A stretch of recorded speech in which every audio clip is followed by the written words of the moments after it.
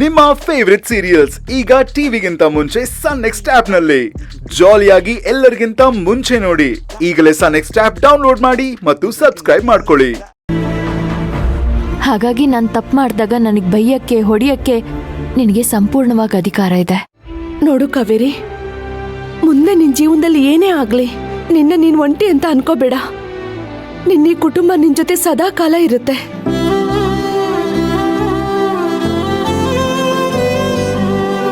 ನಿನ್ ಜೀವನದಲ್ಲಿ ಇಷ್ಟೆಲ್ಲ ನಡೀತಿದ್ಯಲ್ಲ, ಅದಕ್ ನೀನ್ ಕಾರಣ ಅಲ್ಲಮ್ಮ.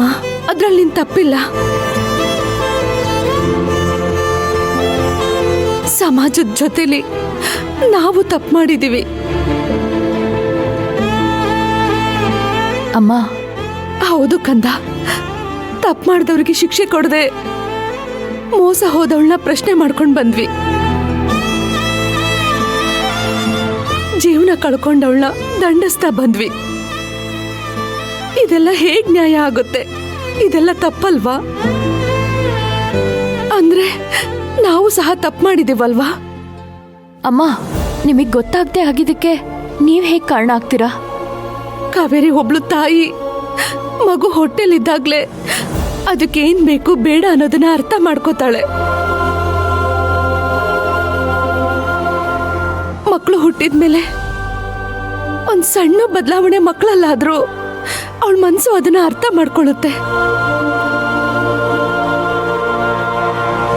ಆ ಶಕ್ತಿ ಇರೋ ತಾಯಿ ನಿನ್ನ ಜೀವನದಲ್ಲಾದ ಅನ್ಯಾಯನ ಅರ್ಥ ಮಾಡ್ಕೊಳ್ದೆ ಹೋದೆ. ನನ್ನ ಕ್ಷಮಿಸ್ಬಿಡು ಕಂದ. ಅಮ್ಮ ಪ್ಲೀಸ್ ಅಮ್ಮ, ಬೇಕಾದ್ರೆ ಒಂದ್ ಎರಡೇಟ್ ಹೊಡೆದ್ಬಿಡು. ದಯವಿಟ್ಟು ಈ ರೀತಿ ಕ್ಷಮೆ ಕೇಳ್ಬೇಡ ಪ್ಲೀಸ್. ಕಾವೇರಿ, ನಿನ್ನ ಹಾಗೆ ದುಃಖನ ಮನ್ಸಲ್ಲಿ ಇಟ್ಕೊಂಡು ಹೊರಗಡೆ ಸಾಧಾರಣವಾಗಿರೋಕೆ ನಮಗ್ ಬರಲ್ಲ. ನಿನ್ನಷ್ಟು ಧೈರ್ಯ ಸಮಾಧಾನ ನಮ್ಮಿಬ್ರಿಗೂ ಇಲ್ಲ ಕಣೆ. ಅದಕ್ಕೆ ಅಮ್ಮ ಅವಳ ದುಃಖನ ನಿನ್ ಮುಂದೆ ಹಾಕ್ತಿದ್ದಾಳಷ್ಟೆ. ಇದರಿಂದ ಅವಳ ಮನ್ಸೇನೋ ಹಗುರ ಆಗುತ್ತೆ. ಹೀಗೆ ಹೇಳ್ತಿದ್ದೀನಿ ಅಂತ ತಪ್ಪು ತಿಳ್ಕೊಬೇಡ. ಬಲವಾಗಿರೋರ್ಗೂ ಒಂದ್ ಆಸರೆ ಅಂತ ಇರ್ಲೇಬೇಕು ಅಲ್ವಾ? ಹೌದು ಕಾವೇರಿ, ನಾನು ನಿನ್ ಗುರಿ, ನಿನ್ನ ಆದರ್ಶ ಇದ್ಯಾವುದಕ್ಕೂ ಅಡ್ಡ ಬರಲ್ಲ. ಈ ಸಂದರ್ಭದಲ್ಲಿ ನನಗಿನ್ನೊಂದು ವಿಷಯ ಚೆನ್ನಾಗಿ ಅರ್ಥ ಆಯ್ತು. ನೀನು ರಾಮ್ ಸರ್ನ ಮದ್ವೆ ಆಗಿದ್ದು ಕೇವಲ ಸಮಾಜ ದೃಷ್ಟಿಲಿ ಗೋಡೆ ಮೇಲೆ ಹಾಕಿರೋ ಒಂದು ಫೋಟೋ ಇದ್ದ ಹಾಗೆ. ಅದು ಸಾವಿರಾರು ಕುಟುಂಬಗಳಿಗೋಸ್ಕರ ನಡೆದಿರೋ ಒಂದು ಘಟನೆ. ಬೊಂಬೆ ಮದ್ವೆ ಅನ್ನೋದು ಸ್ಪಷ್ಟವಾಗಿ ಅರ್ಥ ಆಗಿದೆ. ಜೊತೆಗೆ ನೀನು ಕೂಡ ನಿನ್ ತಂದೆ ರಾಮ್ ಸರ್ನ ಆದರ್ಶಗಳನ್ನ ಚೆನ್ನಾಗಿ ನಿಭಾಯಿಸ್ತಾ ಇದ್ಯಾ. ಅದ್ರಲ್ಲಿ ನೀನ್ ಯಾವುದೇ ಕಾರಣಕ್ಕೂ ಮಾತನ್ನು ತಪ್ಪಲ್ಲ ಅನ್ನೋದು ನನಗೆ ಚೆನ್ನಾಗಿ ಗೊತ್ತು. ಆದ್ರೆ ಇವಾಗ ಮಾತು ತಪ್ಪದೆ ನಡ್ಕೊಳ್ಳೋದ್ರ ಜೊತೆಗೆ ಜೀವನ ಕಟ್ಕೊಳ್ಳೋ ಪ್ರಯತ್ನ ಯಾಕೆ ಮಾಡಬಾರ್ದು ಕಾವೇರಿ? ಹೌದು ಕಾವೇರಿ, ನಾಳೆ ನಿನ್ ಜೀವನದಲ್ಲಿ ಏನೇ ಆಗ್ಲಿ ನೀನ್ಯಾಕೊಂದು ಹೊಸ ಜೀವನ ಕಟ್ಕೊಳ್ಳೋದ್ರ ಬಗ್ಗೆ ಯೋಚನೆ ಮಾಡಬಾರ್ದು? ಅಮ್ಮ, ನೀವ್ ಏನ್ ಹೇಳೋದಕ್ಕೆ ಹೊರಟಿದ್ದೀರಾ?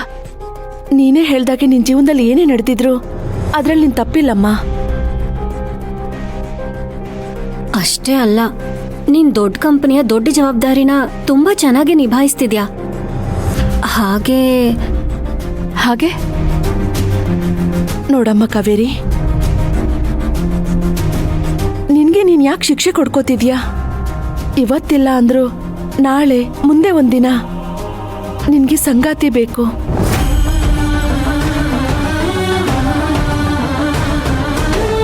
ಒಂದ್ ಕುಟುಂಬ ಬೇಕು.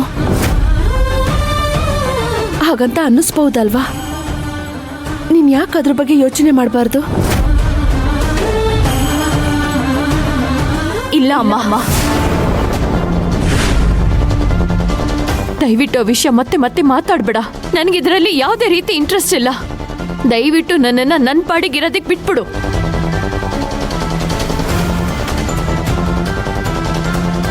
ಈ ಈಗ ನನ್ನ ಜೀವನ ಗೋಡೆ ಮೇಲಿರೋ ಫೋಟೋ ಹಾಗೆ ನಿಜ.